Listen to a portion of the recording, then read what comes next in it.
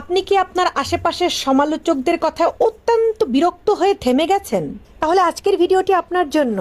একটা কথা মনে রাখবেন, যদি আপনি সমালোচকদের সহ্য করতে না পারেন তাহলে নতুন বা আকর্ষণীয় কিছু করার চেষ্টা করবেন না। এই কথাটা শুধুমাত্র একটা কথা নয়, এটা জীবনের বাস্তবতা।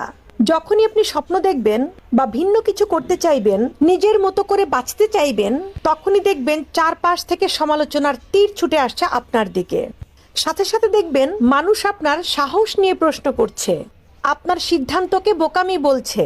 কিন্তু মনে রাখবেন, যারা আজকে বিশ্ব বদলে দিয়েছে তারা সবাই এই সমালোচনার আগুন পার হয়েই এসেছে। তাই বলি, সমালোচনাকে ভয় পাবেন না একদমই, বরং এটাকে প্রমাণ হিসেবে নিন নিজের কাছে যে আপনি সত্যিই কিছু করে দেখাতে পারেন।